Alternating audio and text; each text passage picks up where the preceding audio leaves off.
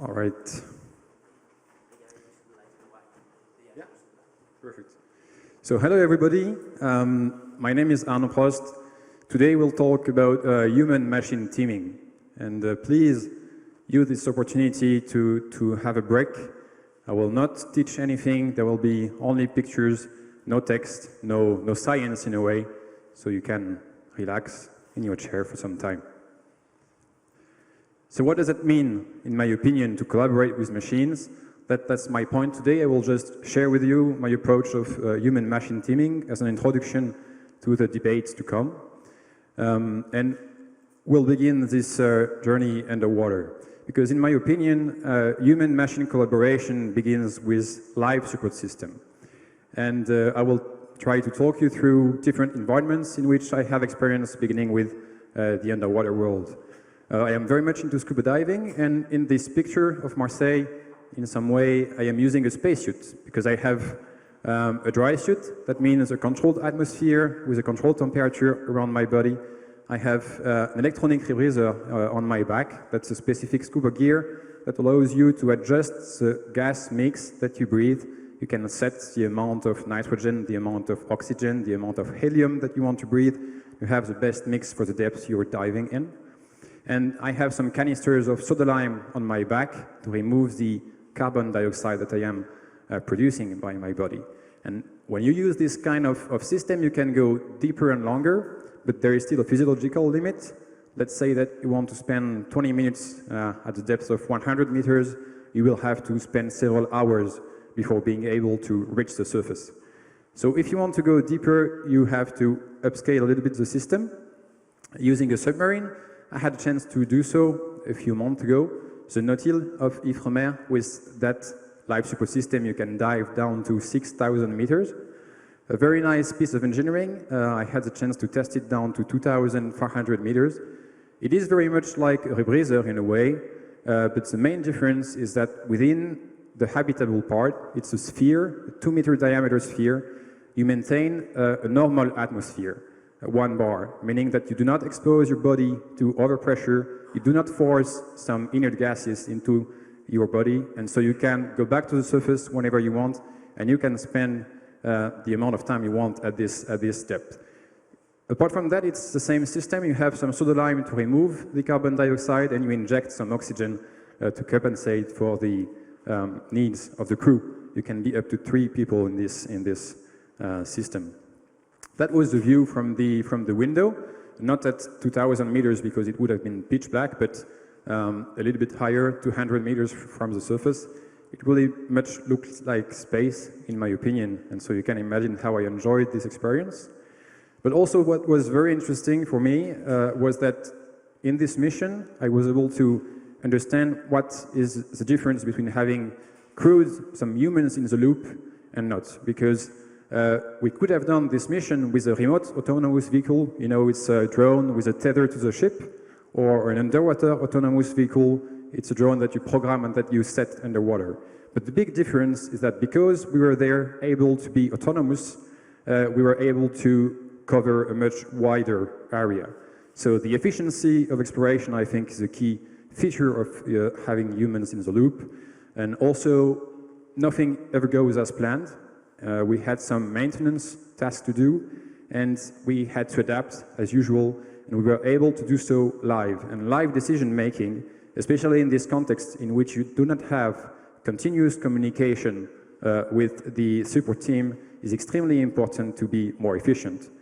On the other side, you can see that being more ambitious in extreme environments, especially underwater, upscales the system quite a lot. You can do some free diving. This is the most simple exploration of the ocean, and then go to some scuba gear, advanced scuba gear, rebreather, and a submarine, and you see every time you want to go deeper into an extreme environment, you have to upscale the system because you have humans in the loop. Let's change the mood. No talk about air. In this picture, I am flying an Alpha Jet front seat near the ceiling of this aircraft.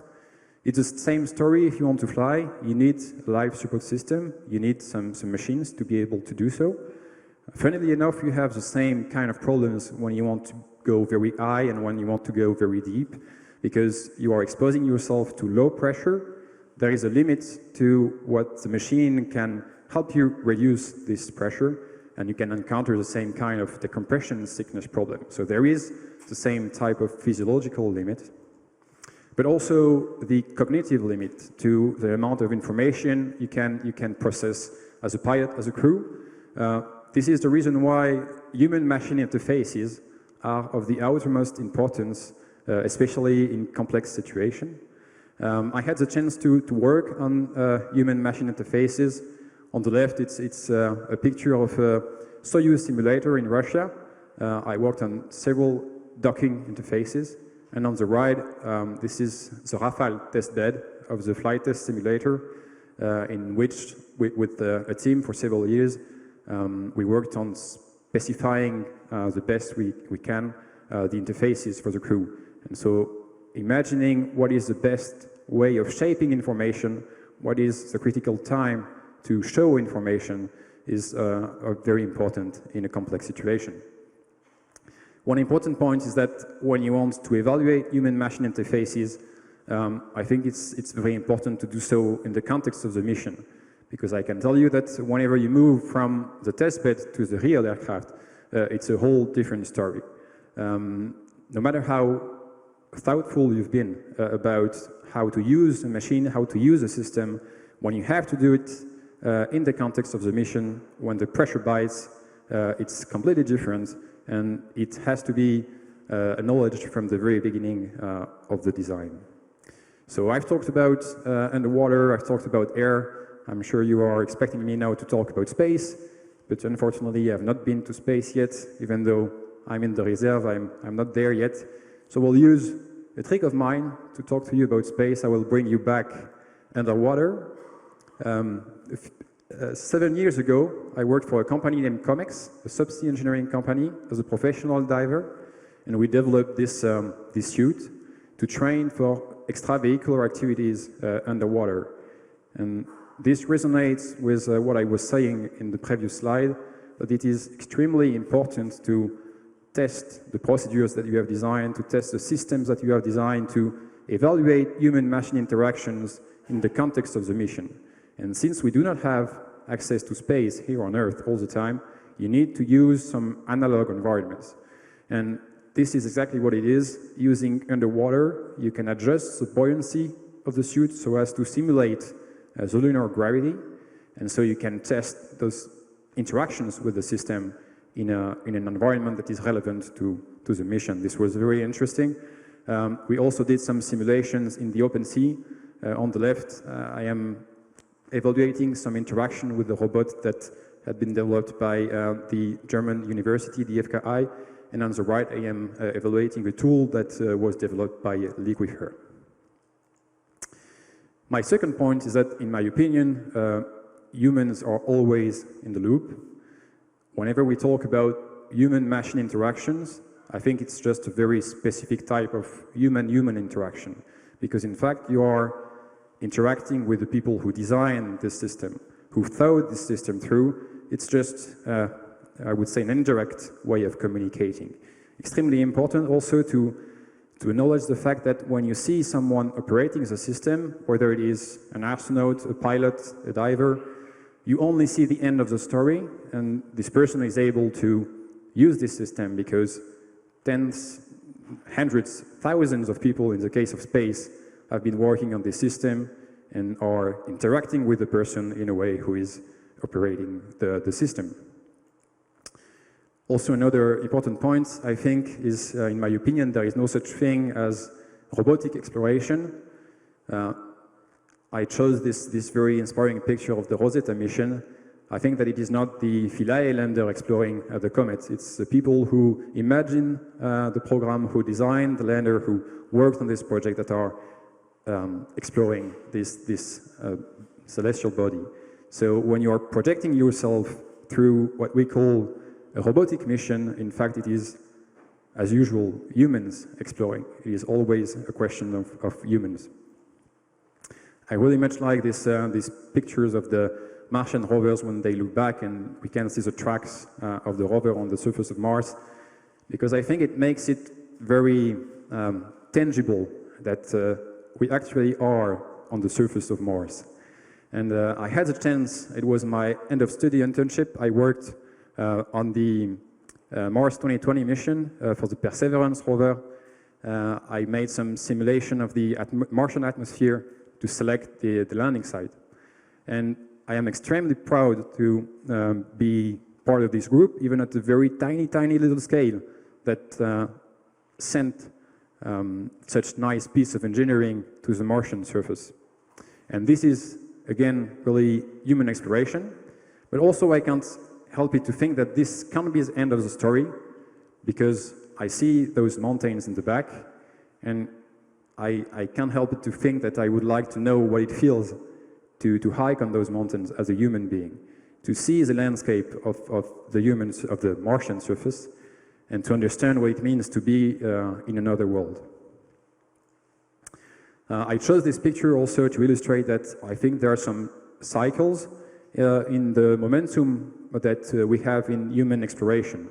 For example, in scuba, in the 70s and 80s, it was the golden age of having some divers very deep underwater. COMEX sent some people down to 700 meters. It was extremely advanced scuba diving. And then after that went the golden age of robotic exploration underwater. But for the past few years, we have seen some completely new design, completely new mission. For example, this one from Laurent Balesta, Gombessa 5. He led a team of divers who spent a month at the depths of 120 meters. They made some incredible dives and incredible discoveries that were not possible by sending some robots, because they were in situ, they were in the environment to be explored. The efficiency of exploration, again, was much higher, and they were able to take some decision live. So I will finish with a few tips about how to team with human-machine teaming, in my opinion. First important thing is never overestimate the machine. It will never give you more than what it has been designed for, but on the other hand, it will often give you less. Because of some failures, because of some mistakes from you in the way you operate the system, it will give you less, and you always have to be prepared for the worst. I chose this picture because I have this rebreather gear that I talked to you about on my back, but you see I am carrying a normal bottle on the left. I have another one on the right, I have another one in the back, and I always have enough gas with the normal gear to be able to get back to the surface, doing the decompression stop in case I have a major failure of the main gear. So always be prepared for the worst, going through the what-if scenarios when you use a machine. I think also with human-machine teaming, it's exactly the same than when you collaborate with other humans. You have to get to know each other. When you are doing some, I would say, demanding things like flying information, having some complex piece of engineering working, you have to talk one to another, you have to understand the logic of the system. And this is the same thing with the machine. I think that you have to dive in the nuts and bolts of the system to understand how it works in order to be able to anticipate how it will react to different stimuli. And anticipation will be the key, especially in critical situations. And finally, I would say that it's very important to know the limits of the machine, the limits of yourself, and doing so really is at the crux of flight testing, to do so safely, progressively, what we call the build-up approach, to always circle around the limits, but never to touch it too far or to go past it. So as a conclusion, and to stay in line with the fact that this should be a break for you, I will not finish with a space picture, but with a scuba one. Those people are the ones who invented the scuba as we know it today. On the left, there is a Commando Cousteau. Maybe you have heard of him. And the third is Commandant Tellier. He wrote a book that is named Scuba Diving Without Cables, because this is what they did. They invented a way to get rid of the cable that tethered them to the ship before. You always needed before to have a cable to have some air underwater when he wanted to dive. And in this book, he wrote that 1,000 cables hold humans hampered to Earth. And they are the cables that you can see, because they let, he says, the bruises of the chain. But there are also the cables that you don't see because of habits, because of ignorance, because of fear. And whenever you have someone standing up and cutting one of these cables, it allows not only herself or himself, but every human to move into more space, more freely, body and soul. I think it is extremely important, and this is what exploration is about. No matter if it is down in the sea, up in the sky, or in space, no matter if you want to go there yourself, if you want to contribute to having someone going in this environment, or if you want to project yourself by designing an instrument, designing an experiment to go there, what matters, in my opinion, is to dedicate yourself to something that goes beyond your own person. So now I'm talking specifically to the students. Please be the ones that will cut the last cables that hold us to the ground. Thank you.